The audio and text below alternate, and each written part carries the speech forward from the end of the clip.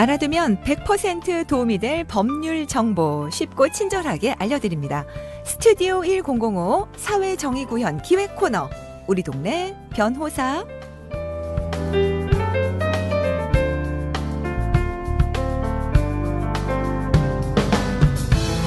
법무법인 법승의 이승우 변호사와 함께합니다. 변호사님 안녕하세요. 네, 안녕하세요. 최근 들어서 부쩍 보안에 신경 쓰는 이승우 변호사입니다. 완벽합니다. 네네. 신경 써야죠. 네. 자, 우리 이승우 변호사님의 책 이승우 변호사의 사건 파일. 이 책 선물 요즘 반응 좋습니다. 나도 좀 읽으면서 법률 정보 알고 싶다, 도움을 받고 싶다 하시는 분들은 책 신청이라고 단문 50원, 장문 100원, 샵 5001 문자 주세요. 그럼 또 추첨을 통해서 책 선물 드리겠습니다. 자, 그럼 사례 바로 만나보겠습니다. 얼마 전에 제가 사용하는 통신사 이외에 다른 통신사에서 요금이 빠져나가는 걸 알게 됐습니다. 알아보니 제 명의로 알뜰폰이 개통이 돼 있었고 거기다가 대출까지 있었습니다. 일단 핸드폰은 중지해놨고 신고를 해야 할 것 같은데 어떻게 해야 될지 막막합니다. 설마 제 명의로 된 모든 피해금 제가 갚아야 되는 건 아니겠죠? 아니 명의가 이렇게 도용됐어요. 많이 놀라신 것 같은데 변호사님 어떻게 이런 일이 가능합니까? 생각보다 많이 발생합니다. 많아요? 네, 특히 그리고 알뜰폰 관련해서 굉장히 문제가 많아서요. 네. 이 문제에 대해서 제도적으로 많이 좀 보완을 해야 된다. 자, 그럼에도 불구하고 알뜰폰이 또 싸잖아요. 그러다 보니까 참 여러 가지 문제가 있는데요. 네. 자, 명의 도용부터 좀 설명을 드려볼게요. 네. 명의를 훔치는 거죠. 네네. 그래서 동의 없이 타인 명의를 몰래 훔쳐 사용하는 건데요. 자, 보통 개인 중요 정보라고 할 수 있는 이제 주민등록번호, 이름, 생년월일이 이렇게 누가 훔쳐간다라는 표현인데 해킹 많이 당합니다. 어머나. 그래서 이제 정보 유출됐다라고 하시면 혹시 내 것도 유출됐나라고 챙겨보는 게 필요한 요즘입니다. 네. 자, 그래서 도난당한 신분증을 누가 습득해서 사용하는 경우 이건 뭐 고전적이긴 한데 여전히 많이 발생하고 있고요. 그래서 신분증 분실 도난당하셨으면은 잘 챙겨 좀 보실 필요가 있다. 자, 여기서 또 좀 더 슬픈 것이 네. 가족이나 친구가 내 것을 훔쳐서 쓰는 경우들도 적지가 않습니다. 자, 그렇게 해서 제3자, 가족, 친구들에 의해서 명의도용 범죄가 발생하게 되는데요. 네. 자, 그중에 이제 흔한 사례 중에 하나가 타인 신분증 또는 이제 개인 중요 정보를 얻어 습득해서 사용하는 핸드폰 개통하고 네. 그 개통된 휴대폰을 이용해서 소액 결제나 대출을 받는 겁니다. 네. 예. 자, 알뜰폰 경우에는 이제 일반 휴대폰하고 다르게 이제 비대면으로 이름과 주민등록번호만 가지고 온라인으로 셀프 개통이 가능합니다. 자, 대출도 요즘엔 이제 은행에 직접 안 가죠. 예, 휴대전화로 이렇게 몇 개 조작하고 본인 인증만 받고 하면 받을 수 있다 보니까 명의 도용해서 비대면 금융 서비스를 이용하는 이런 사기 피해까지 끊이지 않고 발생하고 있습니다. 요즘 휴대폰으로 본인 인증 다 되니까. 그렇습니다. 이런 사고가 있군요. 자, 일단 사례의 경우는 핸드폰은 정지해 놓으셨대요. 네네. 자, 그 다음은 어떤 조치를 더 해야 될까요? 네, 일단 서류들을 좀 제출하셔야 되는데요.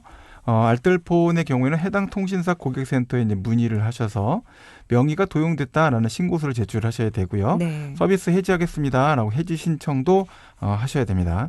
자, 대출 경우에는 일단 얼마나 내가 대출을 받은 거야라고 확인을 좀 하실 필요가 있고요. 자, 금융기관을 통해서 신분증이 분실돼서 이런 문제가 발생했습니다라는 신분증 분실 신고를 하셔야 됩니다. 네. 자, 이래야지 추가적으로 발생될 수 있는 대출 피해를 일단 막을 수 있는 상태가 됩니다. 네. 자, 그리고 형사 고소 절차를 밟으셔야 되는데 네. 이게 이제 뭐 실제로 훔쳐져서 위조가 네. 돼서 도용된 것인지 아니면 뭐 다 제공해 주고 나서 이제 와서 갑자기 책임 안 지려고 하는 것인지 금융기관은 알 수가 없습니다. 그러네요. 자, 그러니까 형사 고소해서 이걸 정리하셔야 되는데 네. 자, 그럼 명의 도용하면 어떻게 되느냐? 주민등록법 위반으로 3년 이하 징역 또는 3천만 원 이하 벌금이 처해질 수가 있고요. 네. 개인정보보호법 위반, 이게 이제 5년 이하의 징역 또는 5천만 원 이하 벌금으로 처벌됩니다. 네. 자, 여기에서 끝난 게 아니잖아요. 정보를 도용만 했고 그걸 갖고 개통도 하고 제출받았는데 대출까지. 네, 여러 가지 문서들이 작성이 됩니다. 그렇죠. 전자문서일 수도 있고 아니면 일반 문서일 수도 있는데 자, 사용하게 되면은 해당되는 문서와 관련된 위변조 또 행사 이런 문제 또는 사기죄까지 다양한 범죄에 쭉쭉쭉 해당될 수가 있기 때문에 이와 관련돼서는 여러 가지 전문적인 법률적 판단이 필요하다라고 말씀드려야 될 것 같습니다. 아, 그렇군요. 아니, 근데 나도 모르게 발생했고 피해당한 것도 너무 억울한데 저는 이 대출금 어떻게 돼요? 혹시 이거 사례자가 갚아야 되는 건 아니겠죠? 일단은 현재 상태의 문서로 봤을 때는 금융기관은 믿고 대출을 해준 거라서 갚아야 된다라는 취지로 청구가 계속 들어올 겁니다. 예. 연체자도 될 거고요. 소송도 걸릴 수가 있어서 자 이런 경우라고 한다면 나 채무 없어요. 내 채무 아니에요. 라고 한다면 채무 부존재 확인 소송을 제기해야 됩니다. 네. 자 쉽게 말해서 그 채무는 내 거가 아니에요. 난 당신한테 갚을 채무 없습니다. 네. 라는 사실을 이제 주장하는 거고 대출 절차상으로 신분 확인을 제대로 했어요. 절차상에 여러 가지 하자나 금융기관 과실이 있지 않아요? 자 그러면 그 부분과 관련된 대출금의 유무효, 대출 계약의 유무효가 다퉈집니다. 자 실제 사안 하나 말씀드리면 네네. 휴대전화 판매점에서 이제 근무하던 직원이죠. 판매를 하는 직원입니다. 네. 신분증을 이제 복사하기 쉽죠. 그렇죠. 몰래 복사해서 네. 그 손님 명의의 1억 원 대출을 받았습니다. 네, 적발이 된 거죠. 피해자는 50대 여성이었고 신분증 도용한 직원은 20대 남성이었는데 뭐 일단 뭐 이 민사적인 문제를 떠나서 아니 뭐 그렇게까지 보안이 관리가 안 되면 어떡하냐. 그러게요. 이런 이제 이야기가 있었고요. 네. 자, 그런데 여기서 법원은 해당되는 문서 관련돼서 전자문서였다면 우리가 이거를 더 이상 책임이 없다라고 말해줄 수는 없었지만 네. 이것은 일반 문서상에 서명되어 있는 문서에 해당되는 전자문서에 해당되지 않는 문서이기 때문에 해당 그 금액에 대해서 금융기관의 과실이 있다. 라고 대출을 인정하지 않겠다라고 판단한 문제가 됐습니다. 그러니까 굉장히 까다로운 문제가 네. 이 안에 들어가 있습니다. 왜냐하면 사회 전체의 이 신뢰 인프라이기 때문에 그렇죠. 예, 복잡한 문제가 있고 결국 여러 가지로 고민이 되는 부분들이 있습니다.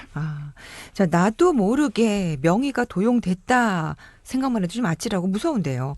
평소에 어떤 걸 제일 조심하면 좋을까요? 네, 술 드시고 지갑 잊어버리지 않도록 주의하실 필요가 있고요. 네. 신분증 평소에 잘 보관하실 필요가 있고요. 특히 이제 개인정보 관련돼서 암호도 잘 거시고 하셔서 네. 개인정보가 노출되지 않도록 잘 하는 겁니다. 다양한 형태의 인증서 관련해서 혹시 USB에 여러 군데 담아놓으셨다면 네. 그거 다 갖고 오셔갖고 집에 보관하시는 게 가장 좋고요. 휴대전화, 컴퓨터, 클라우드 같은 경우에는 언제든지 해킹 도난 위험이 있습니다. 네. 그러니까 이거를 정기적으로 그 비밀번호 네. 바꿔주실 필요가 있고요. 귀찮으시다고 저도 많이 반성하는데 네. 하시면 안 됩니다. 자, 신분증 사본 저장해 두지 않는 게 좋고요. 네. 사용하시면 바로 삭제하시는 게 좋고 자, 가족하고도 공유하시지 않는 게 좋습니다. 네. 근데 이제 뭐 가족들 신분증 사본 하나 정도는 다 갖고 계시잖아요. 네. 예, 그것도 위험하다. 자, 그다음에 가장 중요한 거 정기적으로 개인 신용 보고서를 좀 확인하시는 습관을 좀 가지시면 좋겠습니다. 이 신용 보고서라는 게 대출을 얼마 받았는지, 신용카드가 발급됐는지, 지급 이력은 어떻게 되고 연체 미납 관련된 대금 기록이 어떻고 네. 신용조회의 기록들이 포함되어 있는데요. 네. 이게 계속 확인이 되거나 또는 통지가 오게끔 해놓으면 네. 즉각적으로 나의 어떤 대출이나 또는 관련되는 신용 정보 조회가 이루어지면 네. 나한테 확인 문자가 오게 됩니다. 그래요. 근데 그걸 주로 많이 쓰시는 SNS, 문자 메시지나 톡으로 넣어놓으세요. 네. 이 신용 보고서는 어디에 신청하면 볼 수 있어요? 신용 보고서는 여러 군데 기관에서 조회를 하실 수가 있는데요.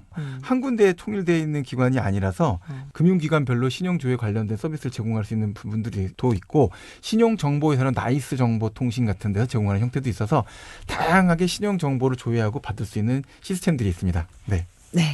이 신용 보고서 확인하는 거 중요하겠습니다. 자, 변호사님, 여기서 오늘 한 줄 마무리 멘트는요? 당신의 생명처럼 당신의 신원을 보호하세요. 프랭크 아바그네일. 저도 이 이름은 되게 낯선데요. 네. Catch Me If You Can 이거 하면 기억 딱 나실 영화 거예요. 생각나요. 레오나르도 디카프리오만 네. 떠올리시면 안 되고요. 실제 주인공입니다. 그래서 유명한 보안 전문가인데요. 자, 정보 시대 아주 편리하죠. 자, 그런데 명의 도용만 되면 도둑도 편합니다. 그러니까 민감 정보를 열심히 보호하고 강력한 암호를 사용하고 빈번히 변경하고 신용보고서 자기만의 신용보고서를 받을 수 있는 이런 부지런한 습관으로 개인정보를 안전하게 보호하셔야 된다는 것 기억하시면 좋겠습니다. 네, 오늘은 명의 도용에 대해서 이야기 나눠봤습니다. 법무법인 법승의 이승우 변호사님 말씀 감사합니다. 네, 감사합니다.